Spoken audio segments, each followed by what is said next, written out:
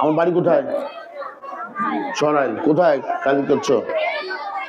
এখানে ময় মুরব্বী যারা আছেন, আমাদের এখানে মাতৃ সমতুল্য যারা আছেন, আমি কিন্তু দীর্ঘ 15 বছর যাবৎ সরাইল আশুগঞ্জে আমি একমাত্র বলি যে আমি মৃত্যুর আগের দিন পর্যন্ত সরাইল আশুগঞ্জের মানুষের সেবক হিসেবে থাকতে চাই।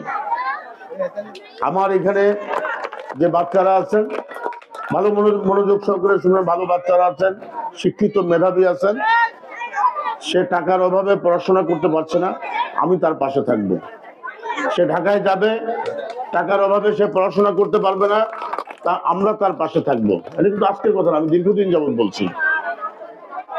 আপনারা ভালো করে বাচ্চাদের পড়াশোনা করাবেন। আমাদের মজিদ ভাই আছে, আমাদের আপনাদের প্রধান শিক্ষিকা আছে। আমার যতটুকু সামর্থ্যের ভিতরে, আমি তো আর একা মানুষ সব পারবো না, সামর্থ্যের ভিতরে যতটুকু থাকে আমি প্রত্যেকটা উন্নয়ন কর্মকাণ্ডে আপনাদের সাথে থাকবো। প্রত্যেকটা উন্নয়ন কর্মকাণ্ড আমার তৌফিক অনুযায়ী, আল্লাহ তাআলা আমাকে যে তৌফিক দিয়েছে সেই তৌফিক অনুযায়ী আপনাদের পাশে থাকবো। শুধু বাচ্চারা না, আপনারা জানেন যে আমার জীবনে কোনো চাওয়া পাওয়ার নেই। সরাইলের অনেক ওয়াজ মাহফিলে আমাকে চিফ গেস্ট করে নিয়ে যায়। আমি কিন্তু আরেকটা ধর্মের লোক। আমি মসজিদ, মাদ্রাসা, কবরস্থান, এতিমখানা, আমাকে সরাইল আশুগঞ্জের কোনো মানুষ এসে আমাকে এসে বলেছে সে খালি হাতে যায় না, সে খালি হাতে যায় নাই। আমি দুটা উদাহরণ দেই।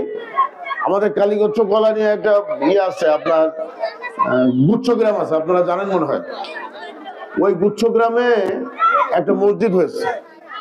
ওরা 300 পরিবার, 300 না 150 পরিবার, 500 লোক বসবাস করে, তাদের মসজিদের জায়গা নাই। আমি নিজ অর্থায়নে, এই আতাউট সবাই মিলে নিজ অর্থায়নে একটা মসজিদ করে দিয়েছি। আমাদের সূর্যকান্দি গোরস্থানে পানির ব্যবস্থা নাই, আমি আমার নিজ অর্থায়নে সাবমার্সিবল টিউবওয়েল দিয়েছি। এবং অনেক মসজিদের ছাদ ঢালায় আমি 200 বস্তা, 100 বস্তা, 50 বস্তা সিমেন্ট দিয়েছি। শুধু তাই নয়, আপনারা দেখবেন রোজার ঈদে আমাদের কিন্তু জামা কাপড় আমরা কিনি, কুরবানি ঈদে কিন্তু প্রচলনটা থাকে না।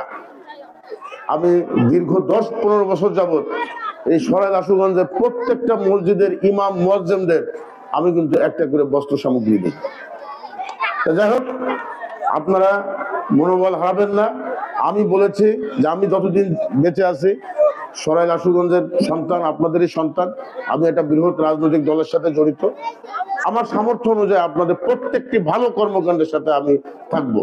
আর এই বাচ্চাদের লেখাপড়ার জন্য আপনারা সামনের দিকে এগিয়ে নিয়ে যাবেন।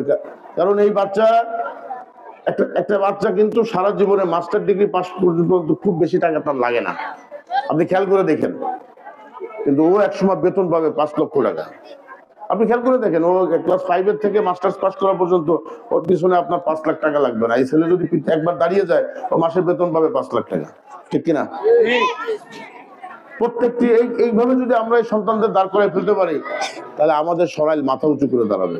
আপনারা ভালো থাকবেন, সুস্থ থাকবেন, আর আমার জন্য দোয়া করবেন যে আমি দীর্ঘদিন আপনাদের জন্য কাজ করছি, যাতে যাতে আল্লাহ তাআলা সুস্থ রাখে, আপনাদের পাশে থাকতে পারি। সবাইকে ধন্যবাদ, আমারও সবাইকে ধন্যবাদ। ঠিক আছে, থ্যাংক ইউ।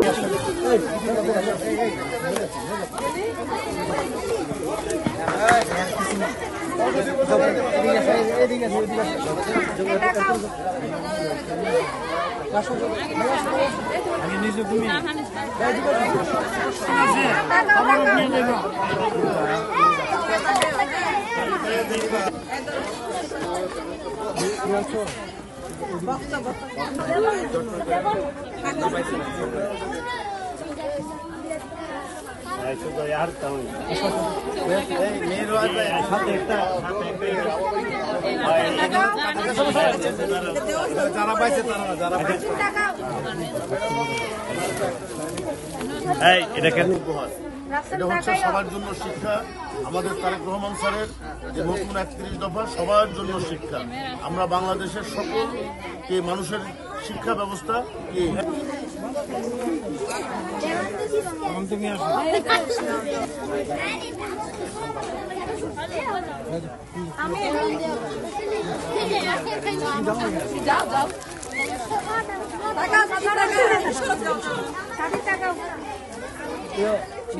টাকা